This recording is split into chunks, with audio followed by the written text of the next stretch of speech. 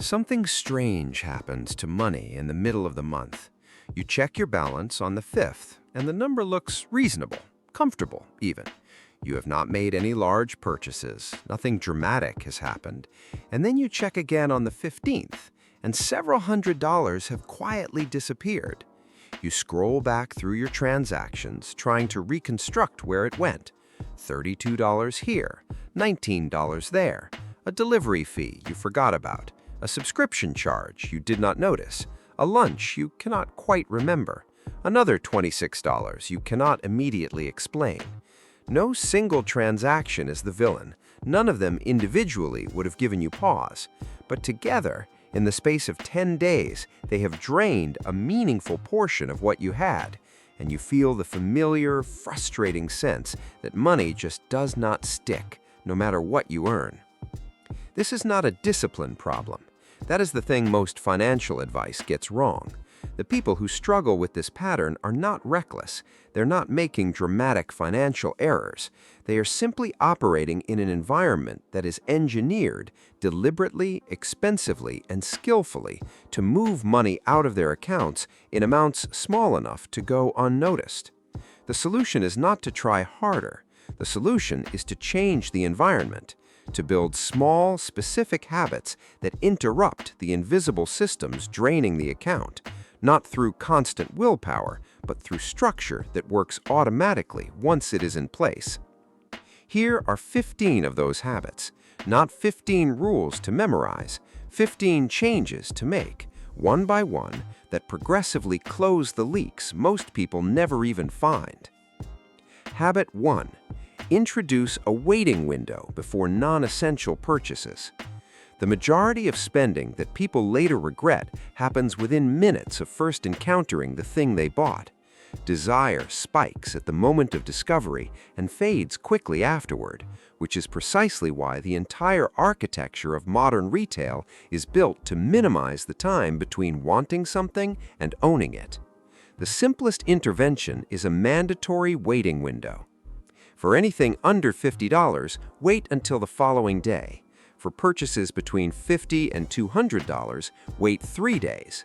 For anything above $200, wait a full week.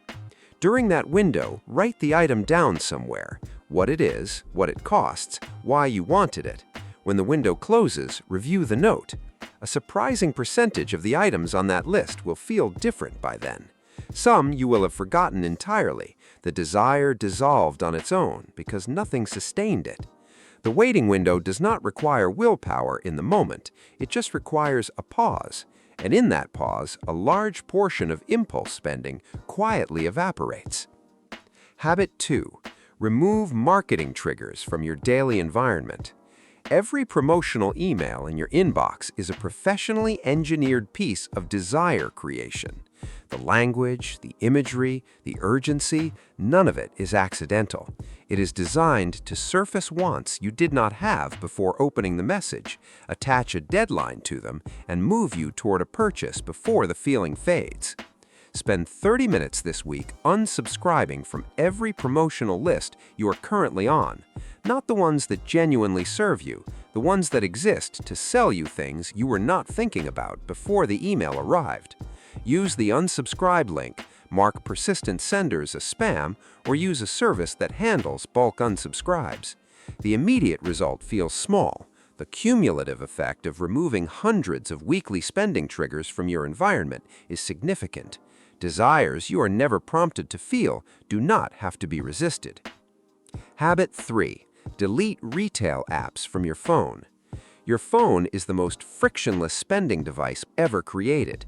One-tap purchasing, saved payment details, personalized recommendations based on everything you have browsed.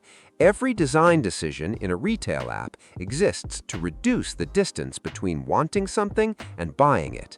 That frictionlessness is the problem. Delete the apps, all of them. If you genuinely need to order something, you can navigate to the website through a browser, log in manually, and complete the purchase that way. The extra steps are not a significant obstacle for intentional purchases. For impulse purchases, those same steps introduce exactly enough friction to allow a second thought, which is often all it takes for the impulse to pass. Habit 4. Use physical cash for your highest spending categories. Paying with a card activates almost no psychological resistance. The transaction feels abstract, a tap, a click, a number that changes somewhere you are not currently looking. Physical cash behaves differently. Handing over bills feels like loss in a way that digital payment doesn't, and that feeling matters. Research consistently shows people spend less, sometimes 15 to 20% less, when paying with cash compared to card for equivalent purchases. Identify your 2 or 3 highest discretionary spending categories: restaurants, clothing, entertainment, whatever the pattern shows. Withdraw a fixed amount of cash for those categories at the start of each week. When it's gone, spending in that category stops until the following week. The physical visibility of a shrinking stack of bills provides feedback that a banking app simply cannot replicate. Habit 5. Check your account balance every morning. Not to create anxiety, not to obsess, simply to maintain awareness of where you actually stand, because the alternative, which is most people's default, is spending most of the month without a clear picture of their financial position. 30 seconds each morning, before email or social media or anything else. Open the banking app, note the number, register whether it's higher or lower than yesterday. That's the entire habit. The effect is that your actual financial reality stays present in your awareness throughout the day, influencing decisions in ways that are subtle but consistent. It is very difficult to spend unconsciously when you checked your balance 45 minutes ago. Habit 6. One in, one out for physical items. For every new physical item that enters your home, one comparable item leaves. New jacket, one jacket gets donated or sold. New kitchen appliance, one goes. No exceptions. This habit creates friction ahead of purchases in a way that feels concrete rather than abstract. Knowing that buying something requires finding something else to release makes the decision feel heavier, which is appropriate because it is heavier than impulse spending usually feels. It also surfaces how much you already own. When you realize you need to choose which of your 22 existing shirts to remove before buying a new one, the purchase often starts to seem less urgent. Habit 7. Calculate cost per use before significant purchases. Before buying anything that costs more than a minor amount, estimate how many times you will realistically use it over its useful life. Divide the price by that number.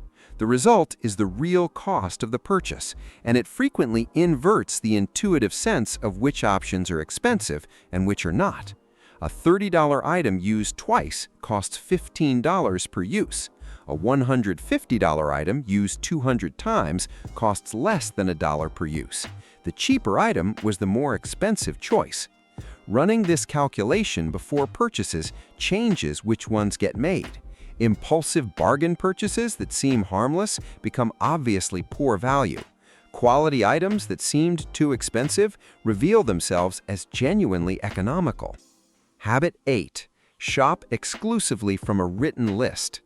Every physical retail environment is designed to generate unplanned purchases. Product placement, promotional displays, free samples, the deliberate layout that routes you past sections you did not come to visit, none of it is accidental. Walking into a store without a list is walking into an engineered environment with no boundary between what you came to buy and what the store wants you to leave with. Write the list before you leave home. Be specific. Review it once for anything missing, then commit to it as a firm boundary. If something catches your attention that is not on the list, write it down and apply the waiting window from Habit 1. Most of those items will not survive the wait. A list transforms a shopping trip from an open-ended browsing experience into a targeted errand with a clear endpoint. Habit 9. Recognize and pause on emotional spending. Emotional states, stress, boredom, anxiety, excitement, even celebration, reliably increase spending. The emotional state does not particularly matter. What matters is that elevated emotional intensity reduces the thoughtfulness applied to financial decisions and increases the appeal of purchases as mood management tools.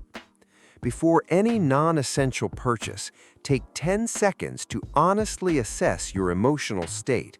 If you are feeling something strongly, delay the purchase until you're in a more neutral place. This is not about suppressing emotion. It is about recognizing when a purchase is being driven by a feeling rather than a genuine need, and choosing a different response to the feeling. Retail therapy is not therapy. It is temporary distraction with a financial cost that outlasts the feeling it was meant to address. Habit 10. Separate your money into accounts with distinct purposes. When all of your money sits in a single account, every dollar in that account feels available for any purpose. The money set aside mentally for rent looks identical to the money available for dinner. This makes it structurally easy to spend money intended for one purpose on something else entirely. Open separate accounts for separate functions. At minimum, one for fixed bills and obligations, one for savings goals, one for daily spending. Set up automatic transfers on payday so the right amounts move immediately to the right places. What remains in the spending account is genuinely available without mental subtraction. The structure makes the boundaries real rather than imaginary. Habit 11. Audit every subscription once a month. Subscription businesses are built on one core insight. Small, recurring charges go unnoticed, and the friction of canceling is high enough that many people pay for services long after they stopped using them. The average person significantly underestimates what they spend on subscriptions monthly. The gap between the estimated number and the actual number is frequently $50 to $100. Once a month, pull up every recurring charge on your statements. For each one, ask a single question. If I were not already subscribed, would I sign up today at this price? If the honest answer is no, cancel it. Not maybe later, now. You can always resubscribe if a genuine need arises. The discipline of monthly auditing prevents the gradual accumulation of forgotten charges that slowly raises your fixed monthly costs without adding anything to your life. Habit 12. Sleep on purchases above a set threshold. Beyond the basic waiting window, sleep does something specific to purchase decisions that waking delay does not. The emotional intensity attached to wanting something decreases meaningfully after a night's rest. The urgency that felt real at 9 in the evening frequently feels manufactured by 9 the following morning. Set a personal threshold, anywhere from $50 to $100, below which purchases can proceed after your standard waiting window, and above which nothing gets purchased the same day, no exceptions. The morning after test filters out a significant portion of what would otherwise be impulse spending on items that genuinely seemed reasonable in the moment. Habit 13. Track every purchase for one full month. Not permanently. 1 month is enough to accomplish what tracking does, which is make the invisible visible. Write down every transaction, amount, category, and honest reason for the purchase. At the end of the month, review the full picture. The patterns that emerge will be specific to you and will surprise you. Categories where spending is far higher than intuition suggested. Recurring small purchases that add up to significant totals. Emotional triggers that reliably precede spending spikes. This awareness does not disappear when the tracking stops.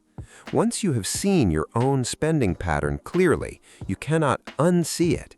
The habits that were operating below conscious awareness become visible, and visible habits are far easier to change than invisible ones. Habit 14. Add friction to your easiest spending paths. Identify the 2 or 3 places where your money moves most easily and most automatically. Food delivery apps, a particular online retailer, in-app purchases in games or services, whatever the pattern shows. Then deliberately add friction to those specific paths.